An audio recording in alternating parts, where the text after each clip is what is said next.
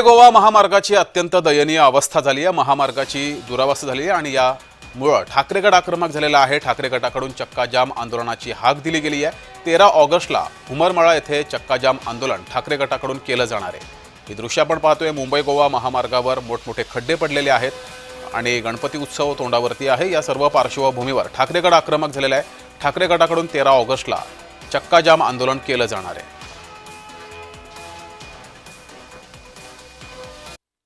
नितीन गडकरींनी अनेक रस्ते केले, परंतु हा रस्ता होऊ शकला नाही।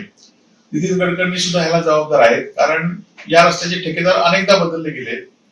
जे ठेकेदार होते त्यांनी सुद्धा निकृष्ट काम केल्यामुळे हे रस्ते अनेक ठिकाणी आता पण रस्त्याची पडझड होते किंवा खचतायत आणि त्यामुळे सरकारला, केंद्र आणि राज्य सरकारला जाग येण्यासाठी मुंबईतील चाकरमानी दरवर्षीप्रमाणे यावर्षी त्यांना त्रास होणार आहे आणि त्यामुळे सरकारला जाग येण्यासाठी, लोकांमध्ये जागृती होण्यासाठी सिंधुदुर्ग जिल्हा शिवसेनेच्या वतीने हे आंदोलन 13 तारखेला हुमरमाळा येथे होणार आहे।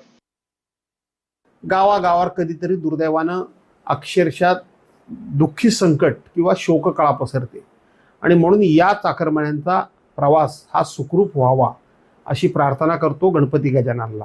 पण या सरकारला मनाची नाही जनाची आहे का? 13 वर्ष झाली मुंबई गोवा हायवे रस्ता पूर्ण होत नाही।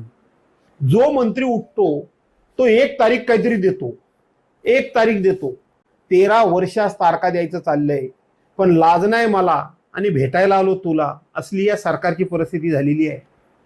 निर्लज्जपणे तारखा पुढच्या द्यायचं काम प्रत्येक मंत्री आणि प्रत्येक माणूस करतो। त्यांना काही थोडं जनाचं नाही मनाचं काही वाटतच नाही काय?